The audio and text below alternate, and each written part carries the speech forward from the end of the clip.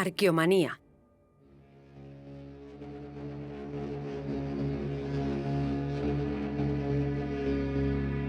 Durante casi 8 siglos convivieron y se confrontaron los reinos cristianos del norte con la Hispania musulmana, conocida como Al-Ándalus.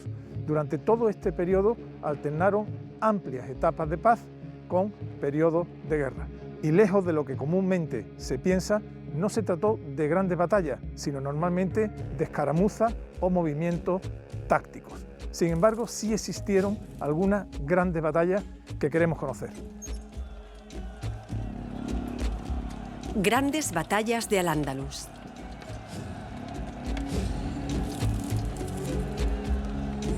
La imagen de las batallas medievales se identifica con las batallas campales. En el caso de la historia de Al-Ándalus, las hubo, aunque la mayoría de los enfrentamientos fueron escaramuzas, racias sin demasiada entidad. Se dieron muchos episodios violentos, pero pocos fueron de grandes dimensiones. Y entre todas las batallas de Al-Ándalus, una resuena con nombre propio, las Navas de Tolosa. Celebrada en 1212, podemos considerarla como la madre de todas las batallas medievales. Me encuentro en el castillo de Castroferral, que fue conquistado por los cristianos para dominar el Alto Guadalquivir. Aún me parece oír el estruendo de las caballerías de las mesnadas que conformaban esa coalición cristiana. Una batalla decisiva, no solamente en cuanto al número de contendientes, sino sobre todo por sus hondas repercusiones políticas y estratégicas.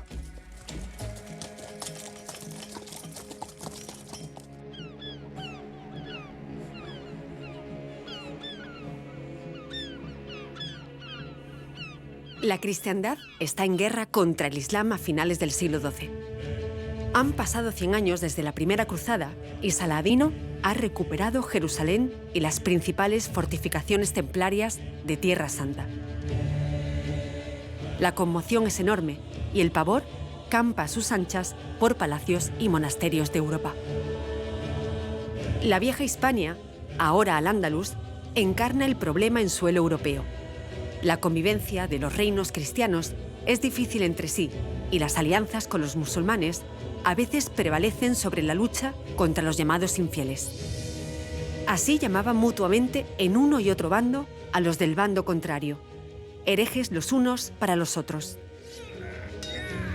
La derrota cristiana en Alarcos, en 1195, deja vergüenza y sed de venganza en los reyes cristianos de la península y en Roma. El Papa Celestino III llama al orden a los reyes cristianos de la península para que resuelvan sus diferencias y se unan contra los almohades. Una ola imparable recorre toda la cristiandad. El Papa llama a una santa cruzada contra los musulmanes de Al-Ándalus, lo que se suma a la cruzada por los santos lugares, Jerusalén incluida, y a la cruzada contra los cátaros en el Languedoc y Provenza. La llamada querella albigense no es un elemento desdeñable en el análisis global. Roma se sentía verdaderamente amenazada por los 4 costados. Hay que pensar que a finales del siglo XII, principios del siglo XIII, la cristiandad tiene realmente un cierto pavor a la expansión del Islam a través de la península e incluso más allá. No es una preocupación del rey de Castilla, es una preocupación que afecta a todos los reinos peninsulares, afecta a reinos europeos y, por supuesto, afecta al papado.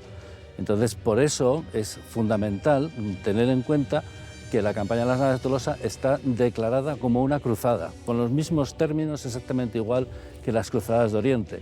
Lo que pasa es que esta es la única en ese momento que se va a celebrar en Occidente. Por eso vienen caballeros franceses, vienen combatientes ingleses, vienen combatientes italianos. Oficialmente está la alianza cristiana peninsular del rey de Castilla con el rey de Aragón y el rey de Navarra. Extraoficialmente es más que probable que haya leoneses y portugueses, que sus reyes en teoría no quieren participar, pero de facto tiene que haber contingentes de esos reinos. Y por otra parte, hay que entender también que es una gran apuesta por parte del Imperio almohade. No se limita el ejército que va a venir hasta aquí, hasta Sierra Morena, a componentes andalusíes. Hay componentes magrebíes, subsaharianos, desde zonas subsaharianas como Senegal hasta prácticamente Centro Europa, se moviliza una gran masa de combatientes que se van a juntar aquí. ¿Tú crees que desde un principio en la estrategia de la coalición figuraba ya el romper el muro de Serra Morena y entrar en Andalucía? De hecho, esto es casi una cita. No podemos pensar que se encuentran aquí por casualidad. O sea, ellos saben perfectamente dónde está cada uno. Lo que parece es que el califa decide cerrar la puerta de Andalucía y la coalición cristiana decide romper esa puerta y abrirla de cualquier manera, ¿no? Fue una victoria absoluta de la coalición cristiana. ¿Qué consecuencias tuvo, tanto territoriales como políticas? Creemos que es absolutamente fundamental, porque se ha tardado cientos de años en llegar a Despeñaperros, pero a raíz de la batalla de las Navas de Tolosa solo se tarda décadas en llegar a Córdoba. Entonces eso quiere decir que esta es la llave del Guadalquivir. Hay otro factor muy importante.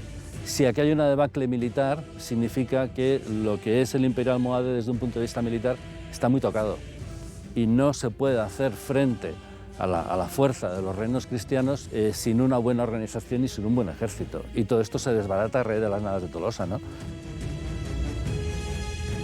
Existen numerosas fuentes documentales que nos informan sobre los acontecimientos de las Navas de Tolosa. Documentos de los cronistas árabes y especialmente de los cristianos, grandes triunfadores. Merecen especial atención las crónicas de Jiménez de la Rada, arzobispo de Toledo, gran impulsor de la cruzada contra los almohades y principal inspirador de la Catedral Gótica de Toledo. Jiménez de Rada estuvo en las Navas de Tolosa, pero las fuentes escritas, que en general son fuentes de parte, requieren la comprobación de la arqueología para ser fiables. El paso de Despeñaperros de alguna forma tenía que estar controlado con una guarnición militar a medio camino de la ladera que sube al puerto del Muradal. Entonces, digamos que la toma de este punto era fundamental para controlar precisamente el paso de Despeñaperros. Se ve Santa Elena al fondo, donde estaría en principio el campamento del califa, y ¿dónde se celebraría la batalla? Un primer choque de los ejércitos se produce precisamente en esta fortaleza y en los aledaños que tenemos aquí cerca, en el Llano de las Calaveras. Pero el segundo choque se produce en torno a la Mesa del Rey y en los campos de los Llanos de las Américas y en el otro extremo Santa Elena. Aquí tenemos un reto desde el punto de vista de la investigación porque precisamente tenemos una orografía súper complicada y bueno, de hecho eso explica la propia existencia del paso. Solo puedes pasar por un camino concreto porque la orografía limita que puedas acceder por otra zona. Habéis prospectado en un cortafuego ya con movimiento de tierra y aparecen cientos y cientos de piezas metálicas. Esto nos habla de un ejército descomunal, ¿no? Confirma arqueológicamente un poco lo que históricamente a través de las fuentes escritas, bueno, pues se dibuja perfectamente. Este campo de batalla ha sido continuamente expoliado a lo largo del tiempo. Nosotros a lo mejor estamos trabajando sobre un 20% de lo que quedó después de la batalla. Bueno, pues aún así nos aparece una cantidad ingente de materiales, ¿no? Y aún así estoy convencido de que nos va a permitir interpretar movimientos de tropa en el interior del campo de batalla muy claros. Es una prospección sistemática de todo el territorio que de una u otra forma estuvo implicado en la batalla. Queremos también averiguar cuáles eran los caminos por los que se desplazaban los ejércitos, los lugares de campamento y por tanto planteamos una visión sobre la batalla muy amplia y una investigación que se basa en la prospección metálica y la georreferenciación de cada uno de los objetos. Es verdad que la batalla de Báecula es muy anterior, no tiene nada que ver con la batalla de las Navas de Tolosa, pero la metodología que estamos utilizando es la misma, evidentemente adaptándolo a las casuísticas de una batalla medieval, que es mucho mayor, con muchos más contendientes, en un espacio mucho más amplio. Si Báecula son 500 hectáreas, nosotros tenemos calculado unas 5.000. Hemos estado investigando en la zona de Castroferral y luego hemos hecho una primera incursión también en la zona de la Mesa del Rey. Los dos son elementos muy significativos. Castroferral aparece en la fuente, es una fortificación que controla el paso de Despeñaperros, el paso entre Toledo y el Alto Guadalquivir, y las fuentes nos hablan de que fue un elemento importante en la batalla, que es conquistado por las tropas cristianas. La mesa, las fuentes no hablan y la historiografía asume que fue el lugar donde acampó el ejército cristiano. ¿Lo que habéis encontrado coincide, confirma esas grandes líneas historiográficas? Confirma y matiza esas grandes líneas historiográficas, que es lo novedoso del proyecto y de la incorporación de la arqueología al estudio de una batalla medieval. Por una parte se confirma que hay un asedio al castillo, pero también se confirma que el castillo tiene unos precedentes, probablemente romanos, y que estuvo habitado a lo largo de los siglos medievales de Andalucía. El castillo era mucho mayor de lo que se pensaba. Nos permiten plantear quizá un campamento provisional cristiano tras la toma. Lo que hicimos fue cuadricular todo el cortafuegos y hacer una prospección con detector de metales, una prospección metálica en cada una de las cuadrículas de forma sistemática. La cantidad de combatientes siempre ha sido un motivo de controversia desde las propias fuentes de los protagonistas. Más o menos creo que hay cierto consenso en unos 20.000 efectivos para el ejército almohade y unos 10.000, 12.000 para el ejército cristiano. Este tipo de arqueología va aportando información material y aclarando los contextos, aunque es una arqueología que requiere medios y tiempo. Se trata de registrar los restos de un episodio histórico que, si bien reunió un elevado número de actores, fue muy breve. ¿Eran conscientes geoestratégicamente que esto era la llave del Guadalquivir? Eso que me está preguntando lo está confirmando las acciones de Fernando III. Fernando III se encontró ya pues el preámbulo hecho. A partir de ahí tenía abierta la Andalucía. Piensa que la Nava de Tolosa fue en 1212 y que Cádiz se conquista en torno a 1260 y tanto. Entendieron perfectamente dónde estaba la vía principal de entrada, que la barrera del Penibético era otra barrera insalvable. De hecho, Fernando III, su política de control del Alto Guadalquivir es como haciendo una pinza. Va controlando, conquistando territorio hasta acercar los lugares donde había nacido Ingalamar, es Arjona, y la capital de la Cora, que era Jaén. En el momento que tenía controlado ese espacio, ya la barrera la tenía en los que es la montaña. Y él fue muy consciente, en el Pacto de Jaén de 1246 lo deja clarísimo. Prefiero que Alamar construya el reino nazarí de Granada al otro lado del sistema penibético, mientras que yo consolido la conquista rápidamente en lo que es la zona de valle del Valle del Guadalquivir. ¿Cómo es posible que se produzca militarmente esta victoria cristiana? En primer lugar, después de la Nava de Tolosa, los almohades y los andalusinos levantaron cabeza, no fueron capaces de organizar grandes ejércitos que frenaran el avance de los castellanos. En segundo lugar, la dinámica de la guerra, de las técnicas militares que están implementando los cristianos, con esas órdenes militares, esos huestes concejiles, esos señores que tienen sus menadas propias, vienen quizás con unas características desde el punto de vista estratégico militar mucho más poderosas que las que tienen los propios andalusíes. Las pruebas arqueológicas van dibujando la realidad de una gran batalla que todavía requiere años de investigación para que puedan obtenerse conclusiones firmes. Si cogemos todos estos soldados y cogemos todos esos grupos de servidores y lo metemos en las navas, tenemos un problema de espacio. Pero es que la Mesa del Rey tiene unas dimensiones, las que tiene. Entraría ahí todo el ejército cristiano, todo. Hablando de aragoneses, de navarros, de castellanos, y toda esa reata de gente, creemos que no, que hubo que tener otra base en el entorno. Eso es lo que tenemos que ir planteándonos en abordar en otras campañas, determinar si realmente allí estuvieron los tres reyes. Los materiales que aparecen no nos dicen que no. Tenemos que aclarar si realmente hubo uno o hubo varios campamentos.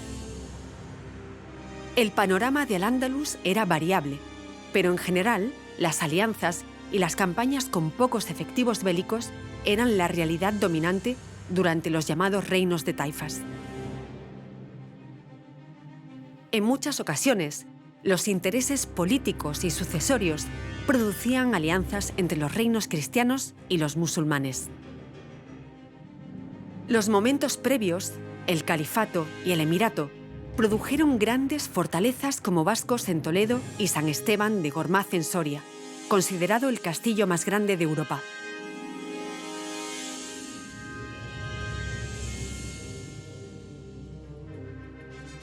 En el contexto de la defensa de Toledo se fundó Mairit, Madrid. Veamos sus vestigios emirales y califales expuestos en el nuevo Museo de las Colecciones Reales. La muralla se sospechaba que evidentemente podría estar aquí por toda la documentación que se conoce de Madrid, pero no estaba muy claro qué muralla iba a aparecer, si iba a aparecer un fragmento omeya en cualquier caso, pero del siglo X, del siglo IX, ¿cuál? La gran importancia del hallazgo de este fragmento de la muralla, en las condiciones en las que está, es que nos está hablando de la muralla fundacional de Madrid. Es un fragmento de cronología claramente miral. No hay aquí ningún tipo de intervención posterior en época califal, como ha podido pasar en Cuesta de la Vega, sino que este aparejo con grandes sillares de caliza, de granito y de sílex, con una zarpa muy incipiente, con unas medidas muy claras también, incluso entre las torres que se han podido conservar dentro de esta sala, que están muy juntas. Todo esto nos lleva a una cronología omeya muy temprana. No es un lienzo normal, es una construcción que está recalcando, como hacen otras construcciones omeyas, con estos aparejos tan potentes en las puertas. Lo que nos está diciendo es que se está dando un carácter muy oficial a la fortificación. Esto cuadra perfectamente con las noticias del Muktabas de Ibn Hayyan y el testimonio de Al-Hinjari atribuyendo a Muhammad I de Córdoba, al emir, la fundación de Madrid.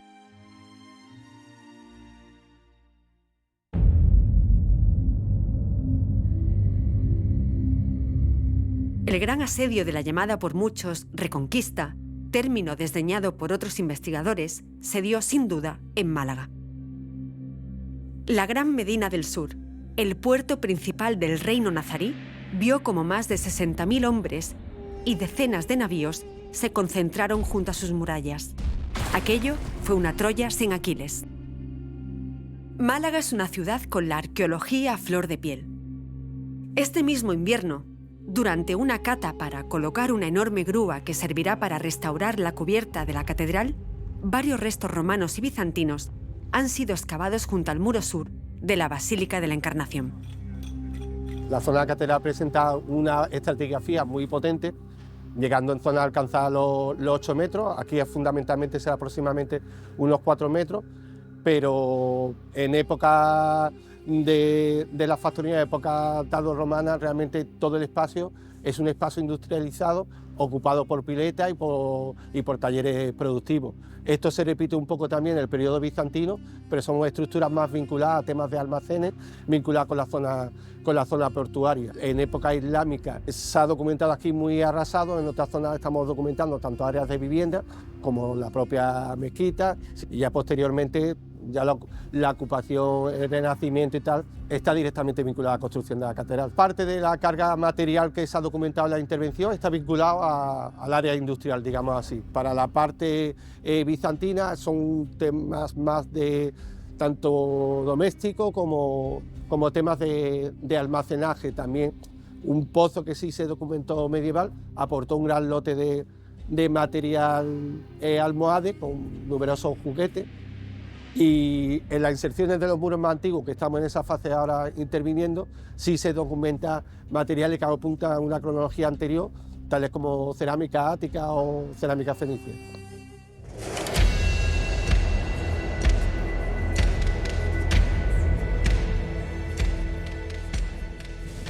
En 1483 se produjo una avanzadilla cristiana que fracasó en la Sarquía.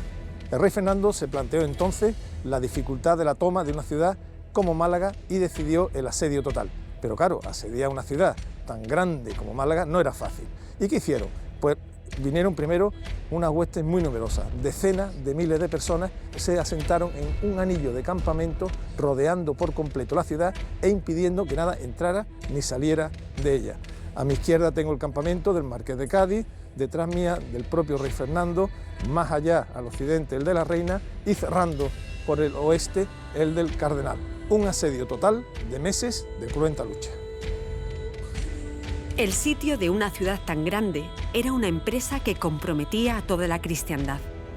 Hombres y pertrechos llegaron por tierra y mar para rendir Málaga.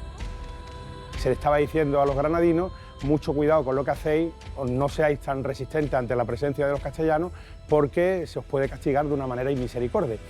La toma de Málaga fue de una brutalidad verdaderamente impresionante, de una modernidad verdaderamente pavorosa. ¿Cuál era la economía de Málaga? ¿Cuál era su real importancia? Málaga es una ciudad que tiene una proyección internacional a lo largo del Sultanato nazarí enorme, a través fundamentalmente de su loza dorada, una ciudad con una próspera, llamémosle burguesía local, que va a tener una participación en la vida política de la ciudad muy evidente, donde los sultanes nazaríes pasaban temporadas relativamente largas buscando un clima más apacible. Todo esto hacen de Málaga la segunda ciudad del sultanato nazarí. Málaga es la ciudad económicamente más próspera, mientras que Granada era la capital del sultanato nazarí, una ciudad interior que tenía otras vocaciones. ¿Por qué no venía Isabel con Fernando? ¿Por qué llega después? Yo creo que los dos querían estar presentes en la toma de la ciudad porque sabían de la significación que iba a tener la caída de este importante centro, de este centro neurálgico del sultanato nazarí. Y por tanto, aunque Fernando llega primero, los dos van a querer participar porque parece ser que aquí se estaba exponiendo lo que era esa idea de unión dinástica entre Castilla y Aragón.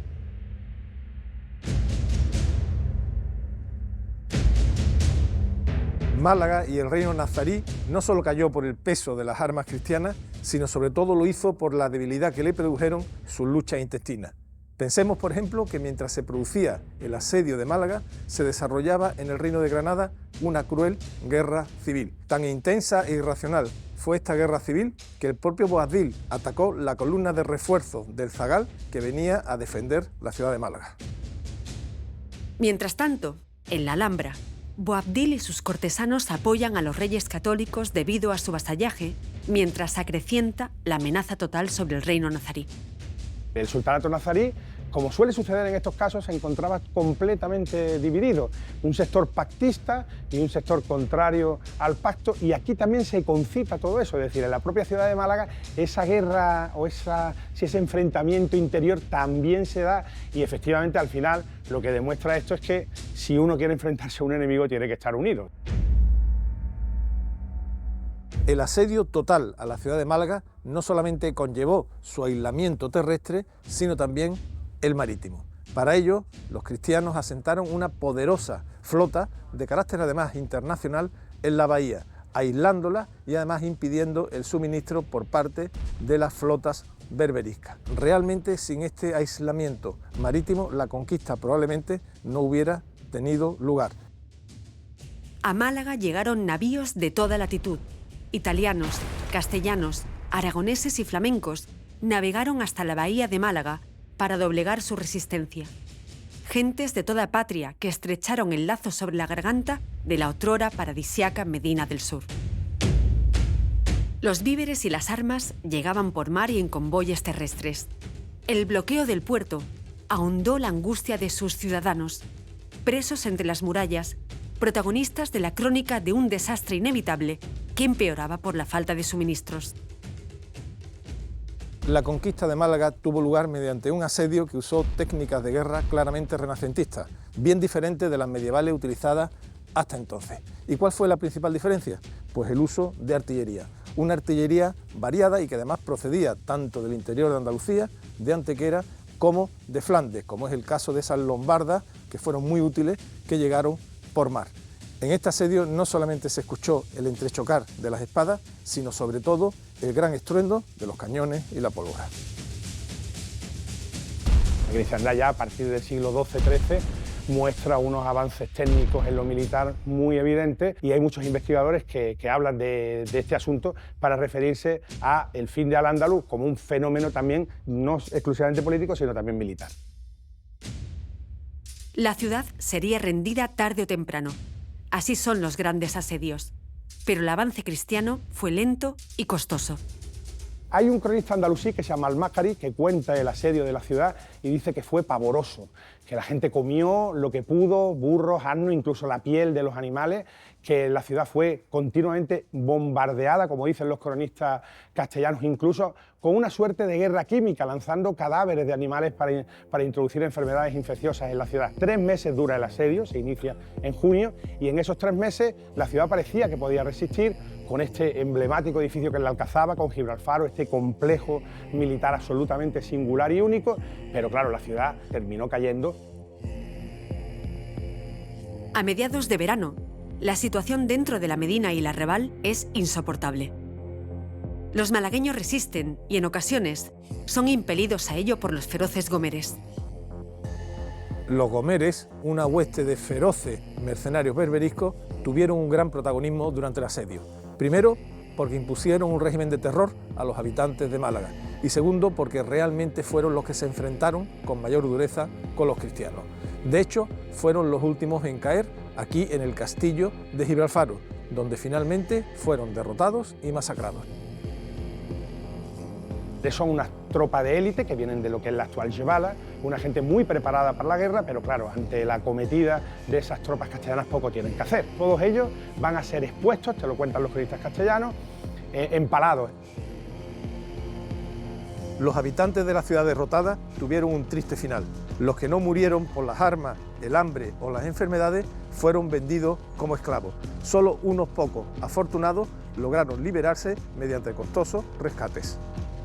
El duro cautiverio que se dice de la población malagueña. Toda la población es deportada, aquellos que no son capaces de pagar la liberación, pues van a sufrir un cautiverio, toda la población de hecho va a ser esclavizada. Poco después los castellanos van a repartir todos los bienes de la ciudad y se nota en los repartimientos que es una ciudad que ha quedado arrasada, que ha quedado en buena parte destruida. Va a quedar población mudéjar en el interior, en muchísimas localidades de la Algarvía y de la Axarquía, pero la población malagueña va a desaparecer completamente, vendida como esclavos por todo el Mediterráneo. En Málaga lo que se da es un resumen de lo que significa una guerra moderna y el triunfo finalmente de un Estado plenamente moderno como era esa España que se estaba configurando a finales del siglo XV.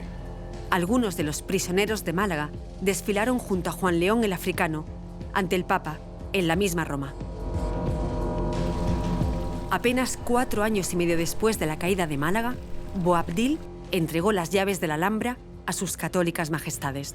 Lo que significa es el fin del sultanato nazarí de Granada, que, como bien sabemos, termina el 2 de enero de 1492, pero en realidad Málaga lo que está marcando es el inicio de una nueva época. Ya podemos dar por terminado el sultanato nazarí cuando Málaga es tomada por las tropas castellanas. Al-Ándalus pasaba a ser un recuerdo brillante y la vieja Hispania se preparaba para su unificación total y para el nacimiento de un imperio de ultramar.